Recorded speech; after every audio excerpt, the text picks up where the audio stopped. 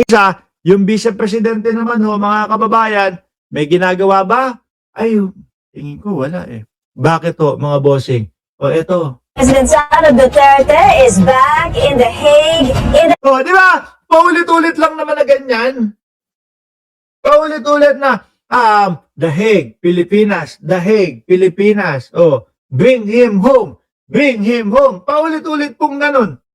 Mga kababayan, samantalang ito, ang Pangulo, grabe ang kinakaharap na korupsyon. Grabe po yung mga kalaban. Oh, at nagsasama-sama na nga yung mga kalaban niya upang pabagsakin si Pangulong Bongbong Marcos. Pero ang vice-presidente, mga bossing, busy. Ang busy. Saan? Doon po sa pagpapabring him home. Sa pagpapauwi kay dating Pangulong Duterte. At eto pa, nakikita ko sa mga DDS. Ang nakikita ko sa mga DDS, ang sinasabi nila, isa sa dahilan kung bakit may i-impeach si Bongbong Marcos ay dahil sa pagkakakulong ni dating Pangulong Duterte doon daw po sa Hague o sa The Hague. Ano naman kinalaman ni Pangulong Bongbong Marcos dyan? No?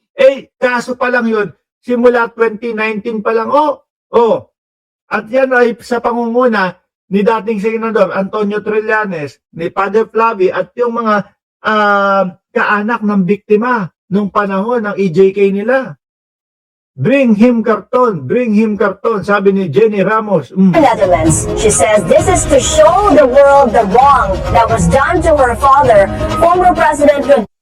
Para daw po ipakita sa buong mundo ang maling ginawa sa kanilang ama. Alam niyo, nung panahon ng kumakampanya pa lang o nung pagkapanalo pa lang ni dating Pangulong Duterte, mga kababayan, ako nasa labas ng bansa eh. Halos ilang taon na ba? 20 years na yata kami na wala na labas-masok sa Pilipinas na lang, no? Kasi dito na nga kami sa labas ng bansa nakatira. Nung dati, 2016 ho, kumalat sa buong mundo, naku, malakas na presidente nyo daw. Yung mamamatay tao. Ako naman, dahil nga gusto ko talagang magkaroon ng pagbabago ang Pilipinas, muling umangat ang Pilipinas. Sabi ko, naku, si Duterte susuportahan ko. Kasi naririnig ko di ba? Yung mga naririnig ko, maganda yung Davao, ang ganda-ganda ng Davao, walang kuryenteng nakasalasalabat doon sa Davao, malinis daw sa Davao, boto ako, no? Ngayon, naririnig ko, siyempre, susuportahan ko, ipagtatanggol ko. Sabi ng mga sabi ng iba, yung susunod nyo daw presidente, mamamatay tao daw. No? Pati nung nanalo na, mami, stop talk, shoutout sa'yo, madam.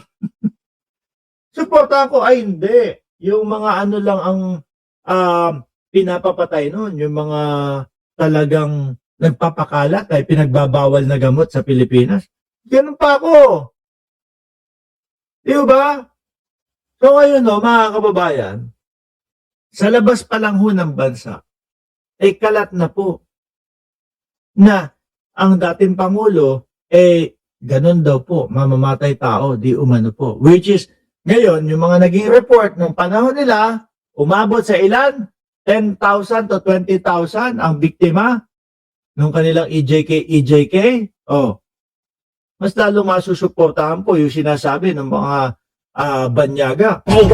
Sabi ni Ma'am Neng Gigi na taga Canada, pupunta ako ng Vancouver, Canada sa June bago umuwi ng Pilipinas. Dito nga, ask ng co-worker namin, bakit ganun daw ang president ng Pilipinas, si Digong, nakakasiya kasi pinaggagawa. Di ba? Totoo yung mga sinasabi ng mga nakatira ho sa labas ng bansa. Ganyan ang kumakalat dati. At kami, medyo pagtanggol pa kami. Kaya lang, ito nakita namin, yung tokhang-tokhang nila, maliliit lang pala ang dinadali. Yung Davao na ipinangalandakan nila dati na maganda daw, ayoko na daw magsalita. Di ba? As to reports about another impeachment complaint that may be filed against her. This is what the Vice President has to say. Ayun o, talagang may patunay na nasa dahig na naman.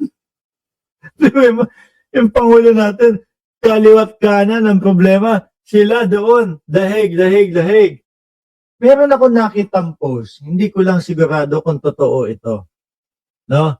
Pero gusto kong maisingit. Hindi ko lang sigurado kung totoo ito. Si Pulong Metropolitan, hindi ko alam kung sino tong nagbalita na ito eh. Alisin ko muna si Vice Presidente. Ayan. Kasulat dyan, kapag ang tatay ko, no? Kapag ang tatay ko na mayapa dito sa kulungan, hindi ko gagawing mapayapa ang Pilipinas. Ayan. Hindi ko lang sigurado kung totoo to na sinabi ni Pulong Duterte or baka may nag-fake news lang ho. Kapag ang tatay ko na mayapa dito sa kulungan, hindi ko gagawing mapayapa ang Pilipinas. Grabe. Grabe ano? Ibig sabihin, guguluhin ang Pilipinas. Oh, wala na silang pakialam, no? Kahit doon sa mga kapwa natin Pilipino na wala namang kinalaman doon sa sa pagkakapiit ng kanyang tatay. Si Pulong ba mismo nagsabi? Yung nakita ko, kaya ang sinasabi ko, hindi ako sigurado kung talaga bang sinabi ni ni Boy Saksak to, mga kababayan, or baka may nag-fake news lang. Ayan. May agila, may kamao doon sa ilalim oh. Ayan. Di ba? Ang ibig sabihin nun yan, mga boss chipa mo, sir, na hindi bibigyan ng katahimikan ang buong bayan natin. Sabi ni Ray Santos, si Boss Mark, taga-Tondo yan. Di nyo kaya yan. No, astig yan, taga-Tondo. Ay, salamat. Anyway, mga bossing, sabi ko nga sa inyo, madami tayong ginagawa at pasalamat din tayo at mayroon pa tayong oras kahit papaano po na makapag-vlog, no? Pero next month, bawi ako sa inyo. Next month, babawi ako sa inyo. Makaka-full na ho tayo ulit.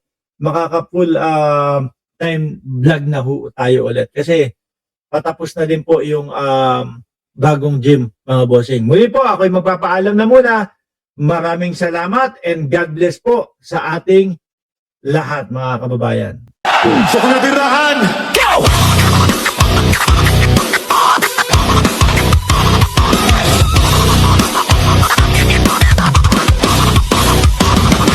Kawawang publiko, grebe na ito. Nilalaso ng isipan, grebe na kayo. Kailangan wakasan ng gatampalasan para mailigtas natin